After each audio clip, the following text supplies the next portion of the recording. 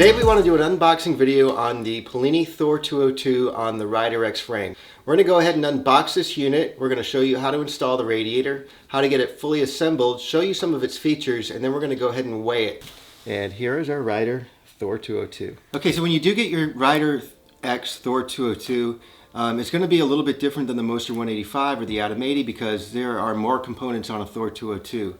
Specifically, the Thor 202 has a radiator and radiator hoses that we need to account for in this box. So the unit is going to be a little bit more broken down. For example, the harness is not going to be attached to the frame. So here we go. We've got our harness and swing arm system right here. We're going to remove that from the box. We've got our propeller. That's our 2-blade 140 helix carbon fiber propeller and the propeller plate. We've got some extra parts. We'll take a look at that in a moment. You've got your radiator hoses, radiator clamps, and some fuel line in this bag here. We've got our user manual and our toolkit and some stickers that come with all Fly products, Paramotors. We've got our radiator, which is going to be packed in a foam sandwich right here to keep that protected during transport. We've got our cage bag. In this case, this is going to be the extra large cage, double hoop to accommodate the 140 centimeter helix prop. And you've got your cage and your 14 millimeter carbon cage support spars that are also in this bag here. We've got our reserve container that we'll install for your reserve. We've got our fly pocket, which is storage for your stacks. All right, we've got the Polini air box. Okay, we've removed all the accessories that were in the box. And now all we have left is the frame with the motor attached. And we're gonna go ahead and pull that out.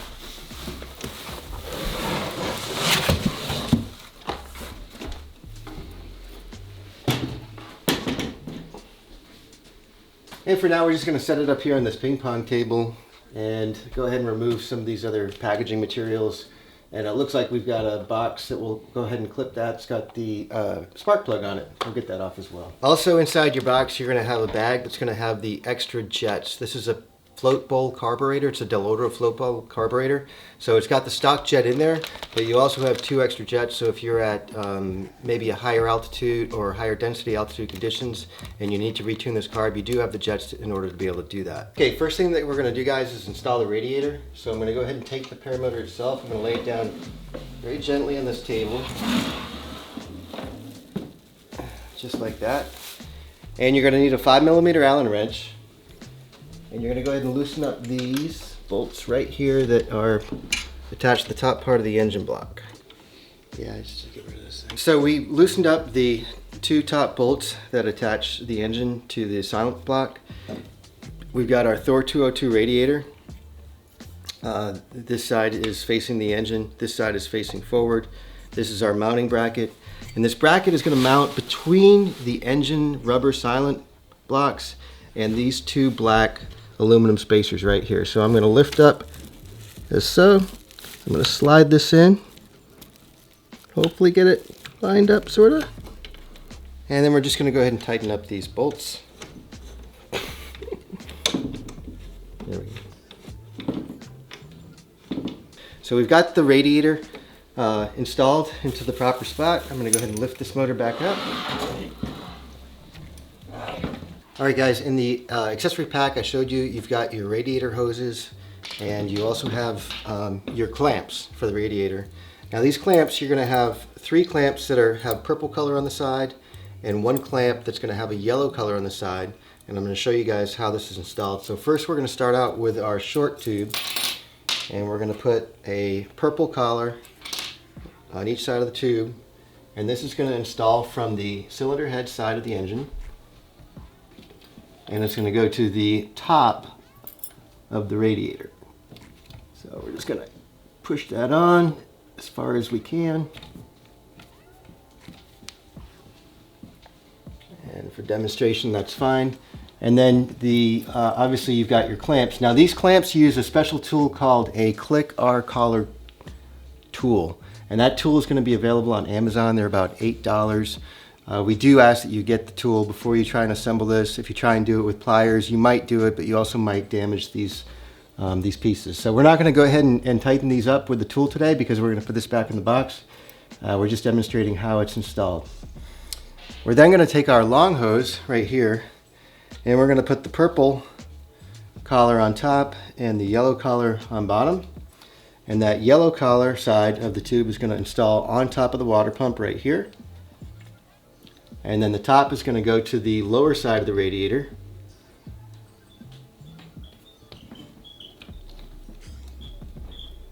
Okay, and then again, we would use our click our collar tool to go ahead and snap these collars into place. So right now, minus the fact that we did not snap these into place, the radiator and its associated hoses is 100% installed. Okay, next thing we're going to do is go ahead and install the air box on the engine. The air box has the rubber collar that's going to go over the skirt of the inlet side of the carburetor. It does have the collar, which tightens with a Phillips head or a flathead screwdriver. And then lastly, it has this little piece right here where we're not going to do this today because again we're going to box this back up, but a zip tie is going to go through there, and that's going to hold it tight to the to this piece right here that comes into the carburetor to keep everything nice and secure. So I'm going to slide the rubber collar over the inlet side of the carb. We're going to position the clamp as so that we can get at that with the Phillips head screwdriver to make sure everything's really secure. And then as you can see right in here, this is where the zip tie would just go around and hold everything down and tight. We're not going to tighten this up, guys. We're just doing this for demonstration purposes. Next thing, we're going to go ahead and install the spark plug. So the engine does come with a plastic cap to keep debris and dirt from getting into the cylinder head. Okay, so we've got our flathead screwdriver, so we can go ahead and pull out this plastic cap.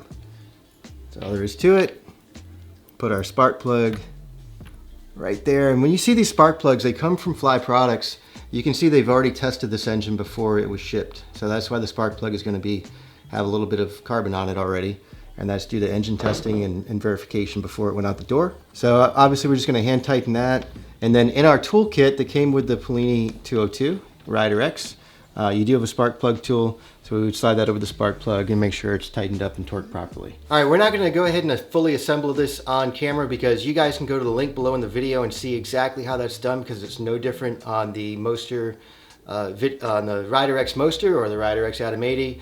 The cage and the harness assembly is exactly the same. So we're going to just go ahead and do that off camera, and then we're going to weigh it. A couple things to talk about with the Polini 202. The Polini 202 is a liquid-cooled engine. It produces 33 horsepower, which is significantly higher than your standard Moster, which is 25 horsepower, your factory R, which is 27 horsepower. Also, the Polini 202 only comes in pull start version. You cannot get a dual start or an electric start Polini 202, but we found it actually is quite an easy engine to start. Of course, because it is a liquid-cooled engine, it is going to be heavier. You got the liquid, the radiator, the geared redrive. It is going to be heavier than a Moster, but this is going to be nothing like having a Polini 303 or a Cosmos. Actually, we've all flown the 202 and it's very manageable weight-wise, but you are going to be carrying more weight on your back. All right, guys, we've got the Rider X Thor 202 on my back. It's fully assembled, prop, radiator, everything except for gas. So this is as it would fly, except for the gas. We don't have a reserve on it. We're going to see how much it weighs on my back with my weight, and then I'll step on the scale again without the paramotor so we can come up with the difference.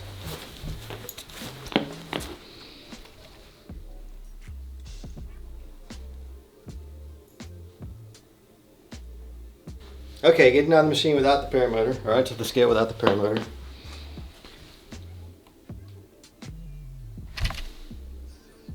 Okay, so total weight on the Rider Thor 202, 68.6 pounds before fuel.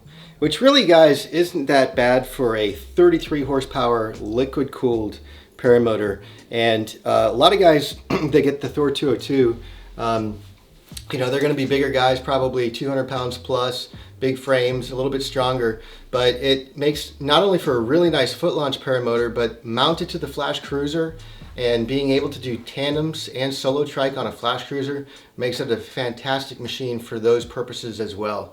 So you've got a really good tandem unit that's not just barely making things happen. It's actually working really well with two people on a Flash Cruiser doing tandem, but also it's a very nice foot launch unit for someone who's a little bit bigger, a little bit stronger, and that can handle that extra weight. We're looking at the Moster 185 Plus on the Rider frame is about 56 pounds. The Thor 202 we just said is at 68 pounds, so we're adding 12 pounds, but we're gaining 8 horsepower. And this is also with the large double hoop cage and the 140 helix prop. So it can make a really nice unit for those purposes. All right guys, something that we put on the Thor 202 is a little bit different than our standard tachometer and hour meter. What we have on here is called the GP Chrono GP4.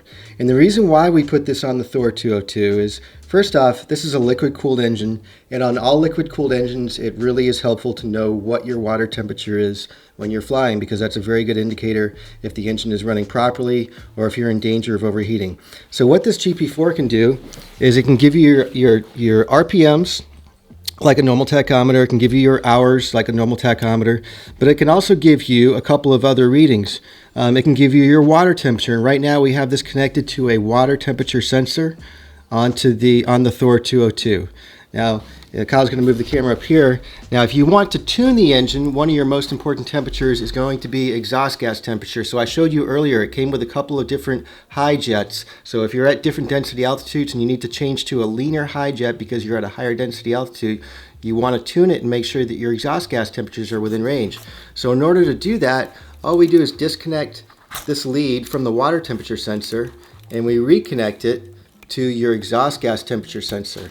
So now when you're tuning the engine, you're checking your new jet, you're going to look back at your GP4 while the engine is running, go to full power and check what your exhaust gas temperatures are, and that's going to give you a really good indication if the engine is tuned properly or not. When you're ready to go back to normal flying, you're just going to go back to your water temperature gauge, and that's what you'll see on your GP4 while you're flying on your everyday flights. One thing we want to mention with all the Polinis, whether it be the 202, the 250, or the 303, while the Polini manual does authorize the use of ethanol-free gas, ethanol-free pump gas, we do highly recommend with the Polini engines that you use avgas. It is a higher compression engine, and we found from experience in our customers that their chances of having a problem-free experience with the engine does rely heavily on whether they use avgas or pump gas. So spend a little bit more money, use the avgas, use the right oil, and we found that the Polini 202 is almost a completely maintenance-free engine as long as you're following that guidance. Alright guys, thanks for watching. If you have any questions, please give us a call at 833-BE-ALIVE. You can reach us at info@flyproductsusa. We do have the Polini 202 in stock right now. We also have the Rider X with the 3 factory R Mosters. We've got the regular Moster Plus, we've got Atom 80s, along with a whole range of trikes in stock. I will mention that even Allie, who is a 125-pound girl, has flown the 202, and there's a video proof out there and she loved it. Yeah, so anyway, thanks for watching. Have a great day.